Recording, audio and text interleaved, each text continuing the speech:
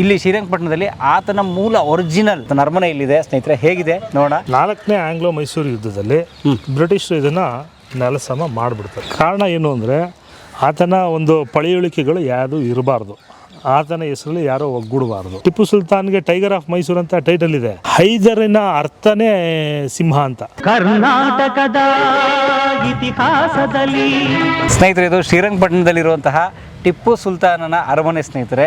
ಅರಮನೆ ಮುಂಭಾಗಕ್ಕೆ ಬಂದ್ವಿ. ನೀವು ಗಮನಿಸ್ಬೋದು, ಟಿಪ್ಪು ಸುಲ್ತಾನನ ಅರಮನೆಗಳು ಅನೇಕ ಅರಮನೆಗಳಿದ್ದಾವೆ. ಒಂದು ಅರಮನೆ ಸ್ನೇಹಿತರೆ ಇಲ್ಲಿ ನಮ್ಮ ದರಿಯಾ ದೌಲತ್ ಬೇಸಿಗೆ ಅರಮನೆ, ಶ್ರೀರಂಗಪಟ್ಟಣ ದರಿಯಾ ದೌಲತ್ತು.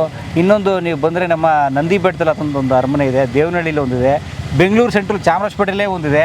ಸೊ ಈ ರೀತಿ ಅನೇಕ ಅರಮನೆಗಳನ್ನು ಹೊಂದಿದ್ದಂತಹ ಈಗಲೂ ಕೂಡ ಅವೆಲ್ಲ ನೋಡೋಕ್ಕೆ ಸಿಗ್ತವೆ. ಇಲ್ಲಿ ಶ್ರೀರಂಗಪಟ್ಟಣದಲ್ಲಿ ಆತನ ಮೂಲ ಒರಿಜಿನಲ್ ಆತನ ಸಂಸ್ಥಾನ, ಇದು ಆತನ ರಾಜಧಾನಿ. ಟಿಪ್ಪು ಆತನ ಸಂಸ್ಥಾನ ಏನೈತಲ್ಲ, ಮೈಸೂರು ಸಂಸ್ಥಾನ, ಅವಾಗಿಂದು ಆತನ ರಾಜಧಾನಿನೇ ಶ್ರೀರಂಗಪಟ್ಟಣ, ನಾಟ್ ಮೈಸೂರು, ಶ್ರೀರಂಗಪಟ್ಟಣನೇ. ಸೊ ಇದೇ ಶ್ರೀರಂಗಪಟ್ಟಣದಲ್ಲಿ ಆತನ ಕೇಂದ್ರ ಸ್ಥಾನ, ಆತನ ಅರಮನೆ ಇಲ್ಲಿದೆ ಸ್ನೇಹಿತರೆ. ಹೇಗಿದೆ ನೋಡೋಣ. ನಮ್ಮ ಜೊತೆ ಮದನ್ ಸರ್ ಇದ್ದಾರೆ. ಸರ್ ನೋಡ್ಬೋದಾ? ಬನ್ನಿ ಪ್ಲೀಸ್.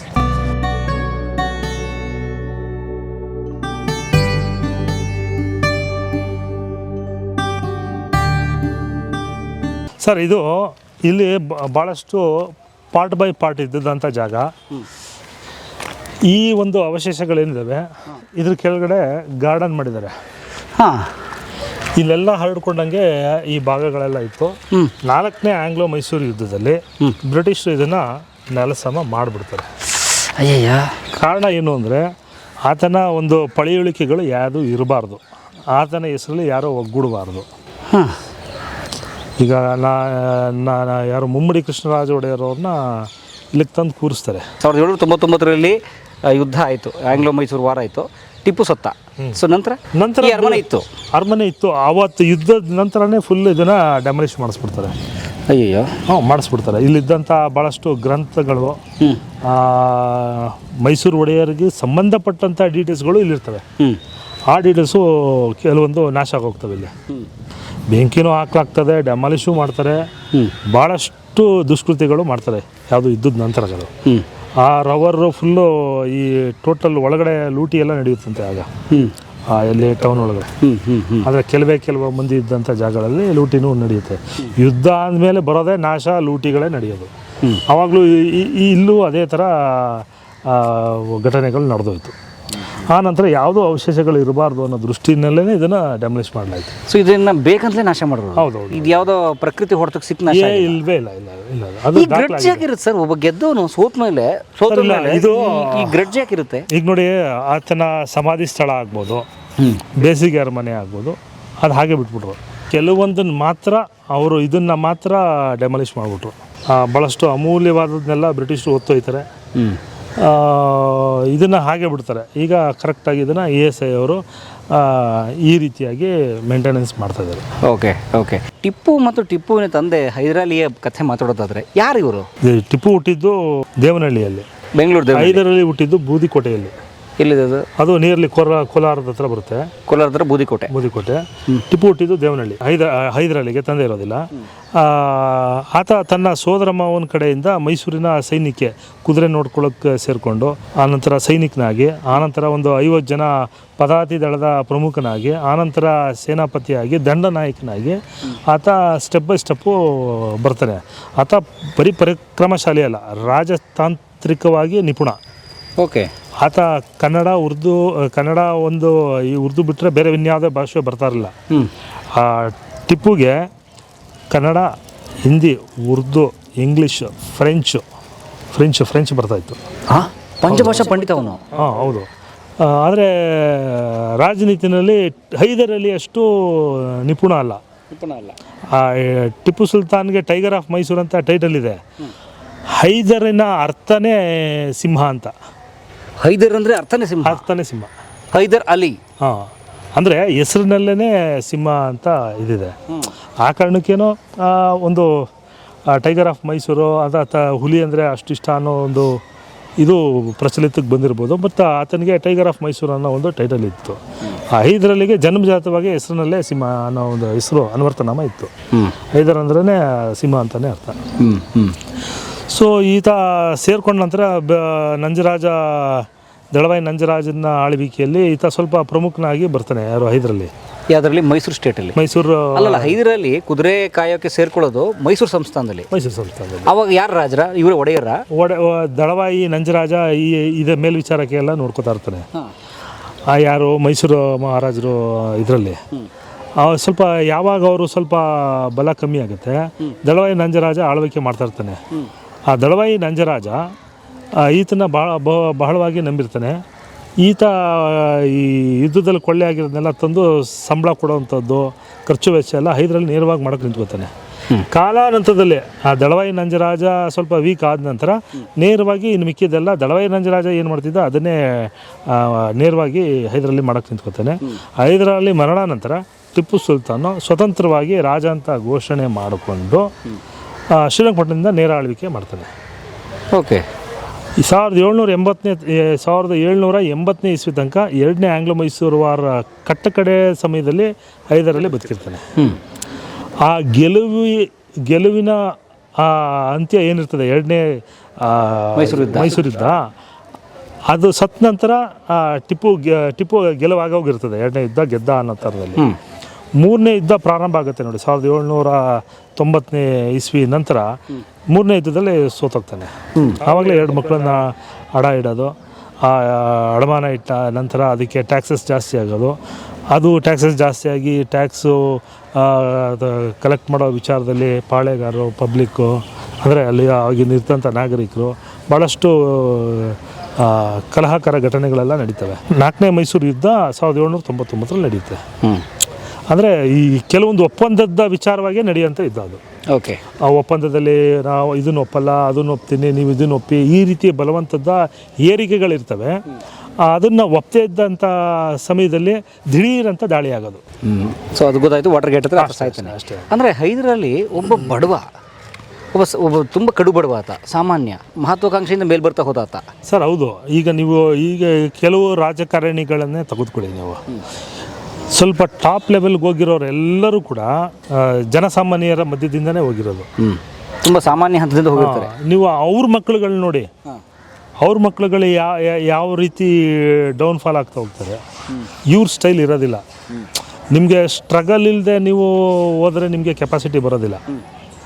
ನಿಮಗೆ ಅದು ಏನು ಅನಿಸುತ್ತೆ, ನಿಮಗೆ ಎಕ್ಸೈಟ್ಮೆಂಟು ಇರೋದಿಲ್ಲ. ನಿಮ್ಗೇನು ಇಲ್ಲದಿದ್ದಾಗ ಎಕ್ಸೈಟ್ಮೆಂಟ್ ಇರುತ್ತೆ. ನೀವು ಸಣ್ಣ ಸಿಕ್ಕಿದ್ರೂ ಖುಷಿ ಸಿಗುತ್ತೆ. ಆತ ತಂದೆ ಇಲ್ಲದೆ ಇರೋ ಒಂದು ಮೂಮೆಂಟಿಂದ ಕಷ್ಟ ಏನು, ಸುಖ ಏನು ಅಂತ ನೋಡಿ ಸ್ವಲ್ಪ ಒಂದು ಸೆಲ್ಫ್ ಇದನ್ನು ಬೆಳೆಸ್ಕೊಂಡು ಆ ಮಟ್ಟಕ್ಕೆ ಹೋಗಿರೋದು ಇದರಲ್ಲಿ. ಆತನ ಮಗ ವಿದ್ಯಾಭ್ಯಾಸ ಚೆನ್ನಾಗಿತ್ತು, ರಾಜತಾಂತ್ರಿಕತೆ ಸ್ವಲ್ಪ ಇದ್ದಿದ್ದರೆ ಸೋಲೋ ಅವಶ್ಯಕತೆ ಇಲ್ಲ. ಒಪ್ಪಂದ ಮಾಡ್ಕೊಂಡು ನೆಕ್ಸ್ಟ್ ನೋಡೋಣ ಅನ್ನೋ ಒಂದು ಡಿಲೇ ಮಾಡ್ಬೋದಿತ್ತು. ನಾಳೆ ನೋಡ್ಕೊಳ್ಳೋಣ, ಆಯಿತು ಸರ್ ನೀವು ಹೇಳ್ದಂಗೆ ಈ ಸತಿ ನೋಡೋಣ ಮಾಡೋಣ, ಇದೆಲ್ಲ ಆಗ್ತಾಯಿತ್ತು. ಅದು ಆಗಲಿಲ್ಲ ಈ 4ನೇ ಯುದ್ಧದಲ್ಲಿ. ಸೊ ನೋಡಿ, ಅದಕ್ಕೆ ಹೇಳೋದು ವಿದ್ಯೆ ಏನೇ ಗೊತ್ತಿಲ್ಲ, ಎಷ್ಟೇ ಭಾಷೆ, ಅನುಭವ ದೊಡ್ಡದು ಸರ್. ಅನುಭವನೇ ಅರಿವೇ ಗುರು ಅಂತ ಸುಮ್ಮನೆ ಹೇಳಿಲ್ಲ. ಅರಿವು ಗುರು. ನಿಮಗೆ ಅರಿವು ಅನುಭವ ಎಲ್ಲ ಅನುಭವ ಬೇರೆ, ನೀವು ಕೊಟ್ಟರೆ ತಗೊಳ್ಳೋದು. ಅರಿವು ನಮಗೆ ಬರೋದು. ಈತನಿಗೆ ತಂದೆಯಿಂದ ಜನ್ಮಜಾತವಾಗಿ ಸ್ವಲ್ಪ ನೋಡಿ ಕಲ್ತಿದ್ದಿದ್ರೆ ಹಿಂಗೆ ಮಾಡಬೇಕಿತ್ತು, ಹಿಂಗೆ ಮಾಡಿದ್ರು. ಈಗ ಮರಾಠರಿಗೂ ನಿಜಾಮ್ರಿಗೂ ದುಡ್ಡು ಕೊಟ್ಟು 2ನೇ ಯುದ್ಧದಲ್ಲಿ ದೂರ ಸರಿಸಿದ ಯಾರು ಹೈದರಲ್ಲಿ. ಅದೇ ಟೆಕ್ನಿಕ್ನ ದುಡ್ಡು ಕೊಟ್ಬಿಟ್ಟು ಅವ್ರನ್ನ ಬರಮಾಡಿಕೊಂಡು ಇವ್ರ ವಿರುದ್ಧ ಹೋರಾಟ ಮಾಡ್ಬೋದಿತ್ತು. ಅದು ನಡೀಲಿಲ್ಲ. ಅದು ಸ್ವಾಭಿಮಾನದ ಪ್ರಶ್ನೆಯೋ, ಇವ್ರ ಎಲ್ ಪಿ ಯಾಕೆ ತಗೋಬೇಕು ಇಲ್ಲ. ಈಗ ಅವರು 8 ಜಿಲ್ಲೆ 8 ವಿಭಾಗ 8×4 32 ಬ್ರಿಟಿಷರಿಗೆ ಕೆನರಾ ಭಾಗ ಅಂದರೆ ದಕ್ಷಿಣ ಕನ್ನಡ ಕೊಡ್ತಾರೆ, ಮರಾಠರಿಗೆ ಉತ್ತರದ ಮೇಲ್ಗಡೆ ಕೊಡ್ತಾರೆ, ಹುಬ್ಬಳ್ಳಿ ಪ್ರಾಂತ್ಯದಿಂದ ಮೇಲ್ಗಡೆ, ನಿಜಾಮ್ರಿಗೆ ಈ ಕಡೆ ಕೊಡ್ತಾರೆ, ಮೈಸೂರು ಒಡೆಯವರಿಗೆ ಹಳೆ ಮೈಸೂರು ಭಾಗ ಅಂದ್ಬಿಟ್ಟು ನಿಮಗೆ ತುಮಕೂರು ಹಾಸನ ಈ ಕಡೆ ಕೆಳಭಾಗ ಇದು ಮಾಡಿ ಕೊಡ್ತಾರೆ. ಗೊತ್ತಾಯ್ತು. ಈ ರೀತಿ ಪಾರ್ಟ್ ಬೈ ಪಾರ್ಟ್ ಮಾಡಿ ಹಂಚ್ಬಿಡ್ತಾರೆ ಅವರು.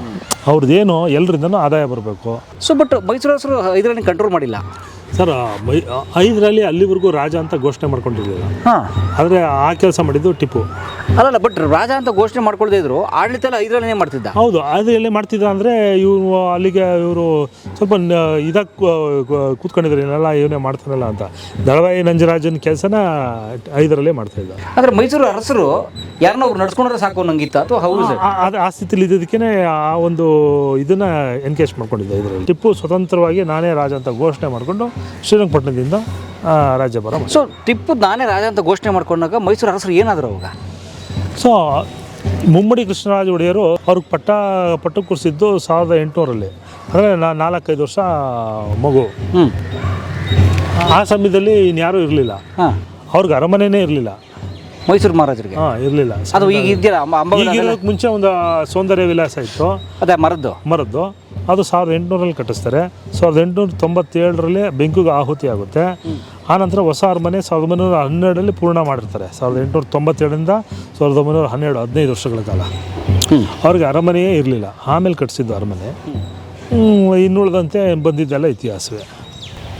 ಬಟ್ ಇವರು ಟಿಪ್ಪು ತಾನು ರಾಜ ಅಂತ ಘೋಷಣೆ ಮಾಡ್ಕೊಂಡಾಗ ಮೈಸೂರು ಅರಸರನ್ನ ಜೈಲಲ್ಲಿ ಇಟ್ಟಿದ್ರ ಅಥವಾ ಹೇಗಿತ್ತು ಅವ್ರ ಪರಿಸ್ಥಿತಿ? ಗೃಹ ಬಂಧನ ಅಂತ ಬಹಳಷ್ಟು ದಾಖಲೆಗಳಿದೆ. ಗೃಹ ಬಂಧನ, ಜೈಲಲ್ಲಿ ಇಟ್ಟಿದ್ದು ಅಂತ ಸಾಮಾನ್ಯವಾಗಿ ಎಲ್ಲೂ ಇಲ್ಲ ಅದು.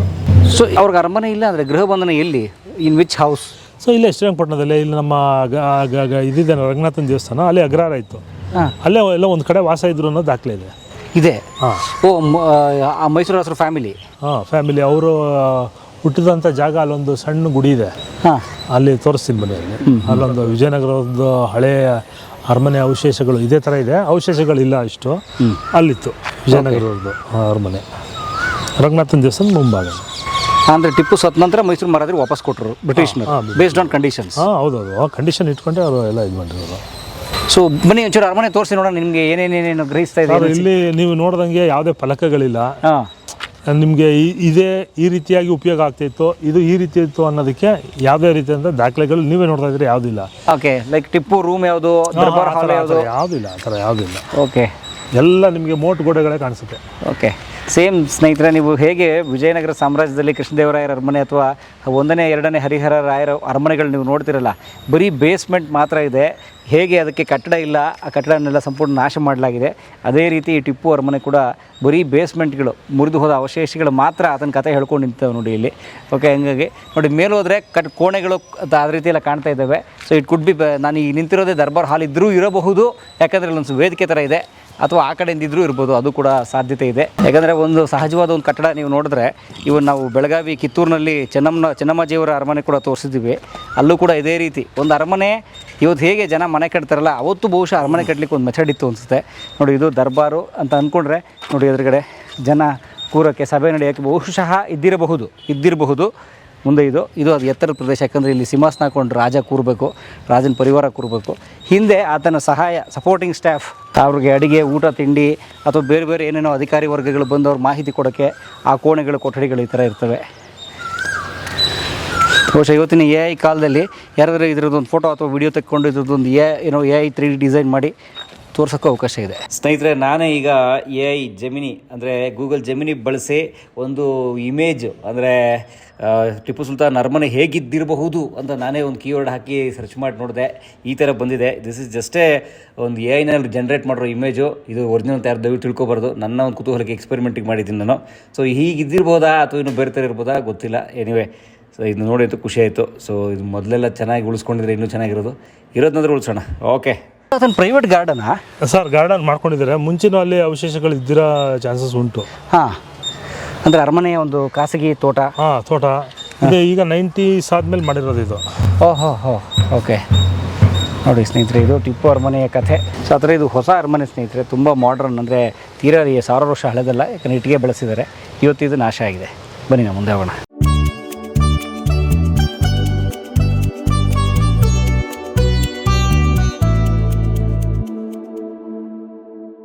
ಎಲ್ಲರೂ ಕಲಾ ಮಾಧ್ಯಮ ನೋಡಿ, ಸಬ್ಸ್ಕ್ರೈಬ್ ಮಾಡಿ, ಗಂಟೆ ಹೊಡಿ. ಅಷ್ಟೇ.